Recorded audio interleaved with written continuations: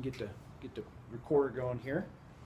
Last time we were together, we were looking at Jacob. We're looking at the arrival of Jacob at the well in Haran, and that encounter, really a warm and emotional encounter there with Rachel, and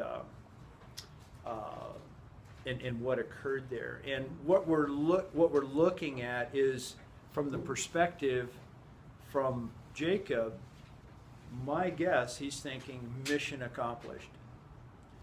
And as so much the case in our lives, what we think is mission accomplished is actually something, sometimes just the beginning, or if that's not the case, somewhere in between.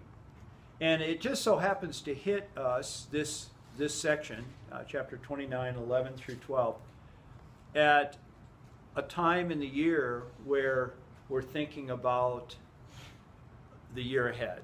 And we're setting, some people set New Year's resolutions, some people call them goals, but we're looking at now a new, fresh year. And I thought it would be a really good time to call a time out and look at this idea that it's not I haven't put this together. I'm using this from a fella in Atlanta, Georgia, and John Woodall.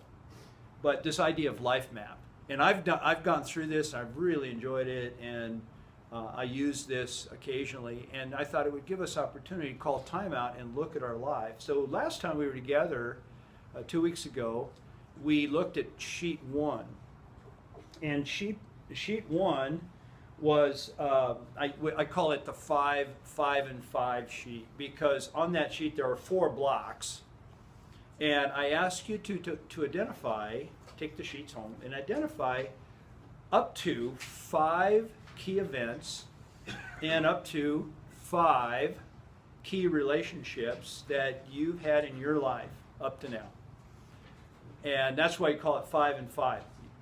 You didn't get one. I've got extras. Okay.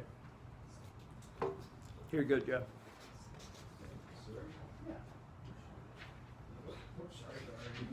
Yeah, 5. Would you guys help me out here? Oops, thank you.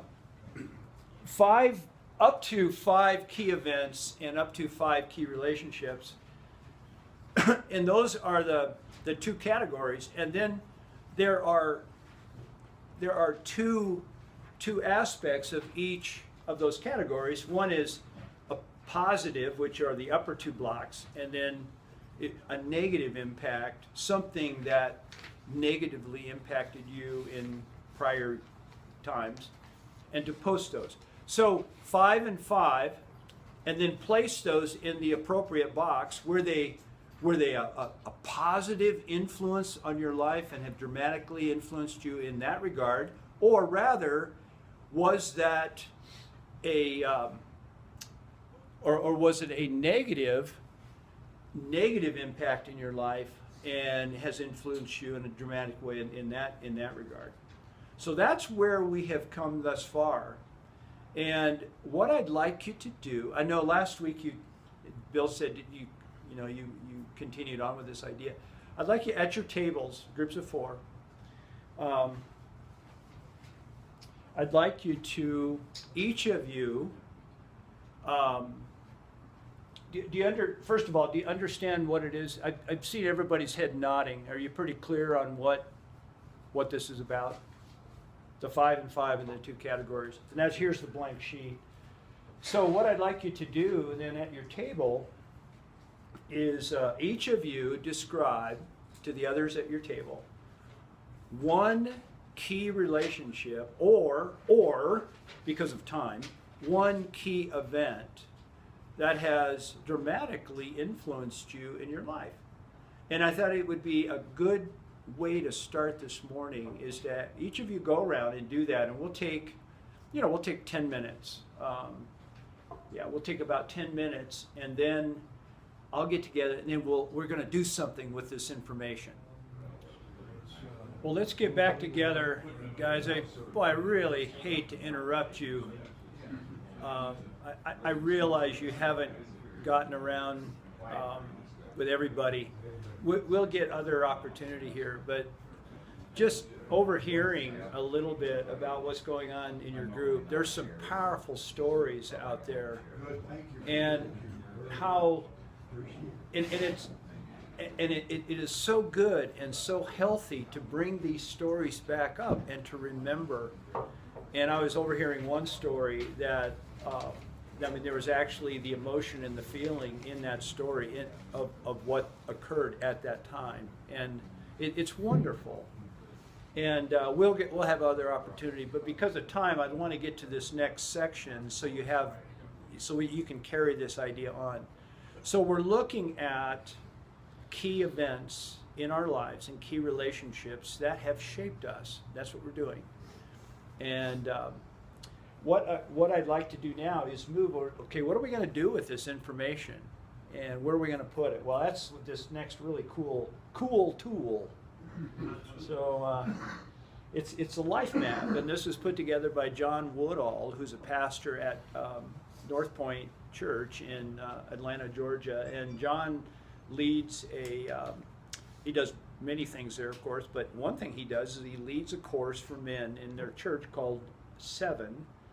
And I've had interaction with John, and he's given me permission to use this really great tool that he's created called Life Map.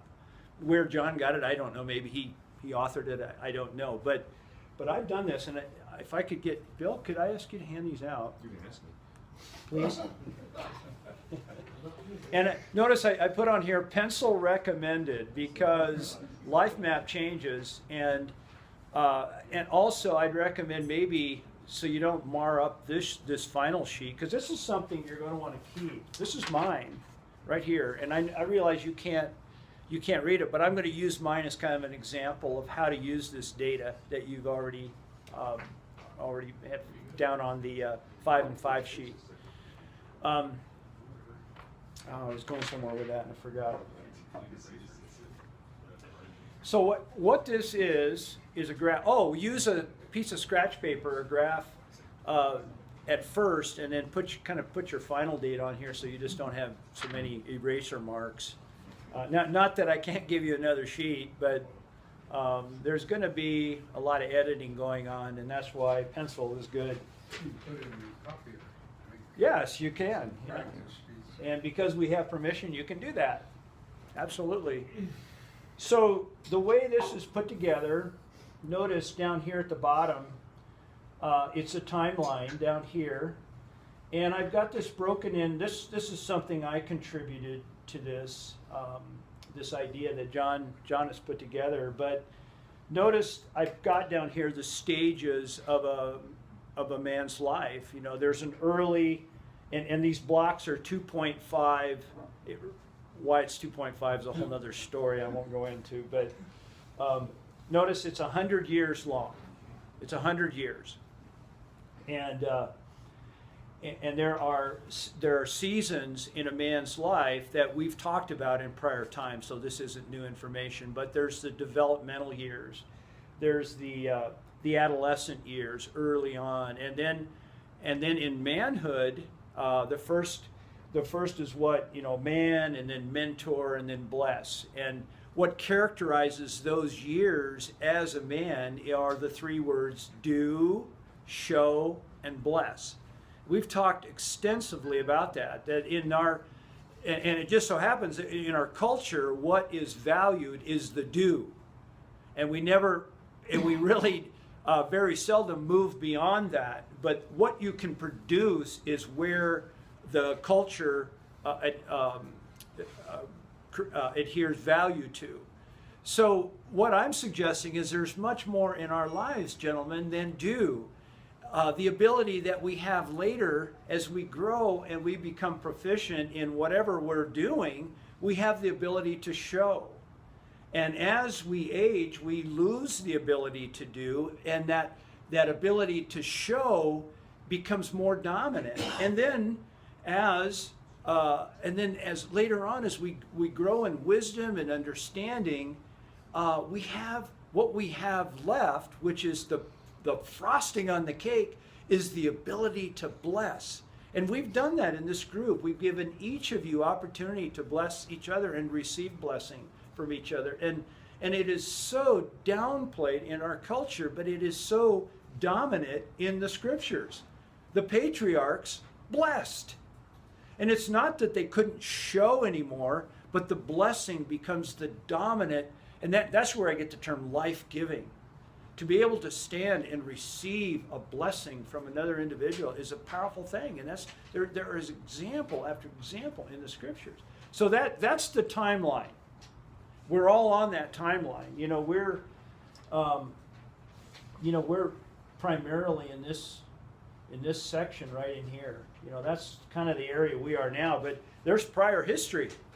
And those events in prior history have dramatically shaped who we are today in this area right in here.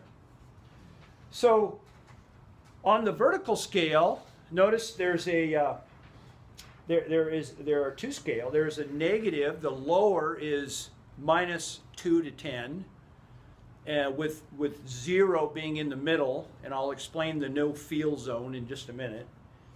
And then there's a positive, a catapulting kind of scale from 0 to 10, and that's the upper scale. So there's negative, low, positive, high. Life-taking is low, life-giving is high.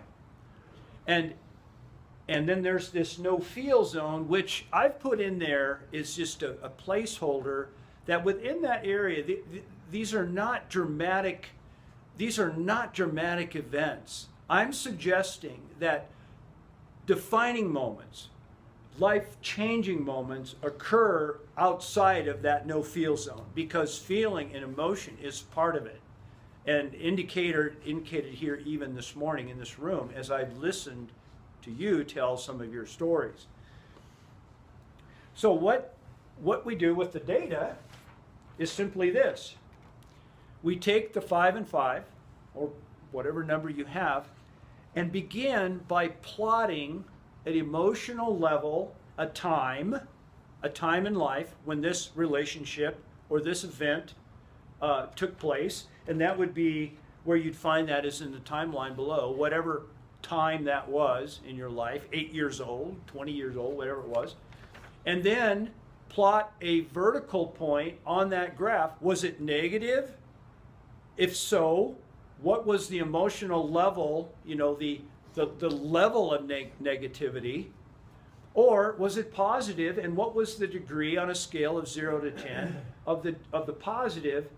And plot those points in between. You put the plots in first. And then a really cool thing, this is where you want pencil. And you start then connecting the dots. And as you think about it, what you'll do is, well, is it a straight line? Is it a curved line? Were there other things that occurred that relate back? And so you actually graph your life connecting those dots. You've identified the defining moments in relationships, or at least at that point. What often occurs, though, as it did in mine, is that you also say, well, gee, and now I remember this, and then plot that in there. And what begins to take shape is your life map. And the value of this, guys, hands down, is it gives you insight and understanding of the kind of man that you have become. It gives insight and understanding into those areas, those relationships to be grateful for and to refer back to as in thankfulness for that investment in your life. And contrary, it gives you insight and understanding of things that you have or continue to need to work on that were dramatic events that you've had to work and address to overcome in your life to get to an area of stability. There was an event in my life when I was 8 years old, and notice I've got it down here, -10.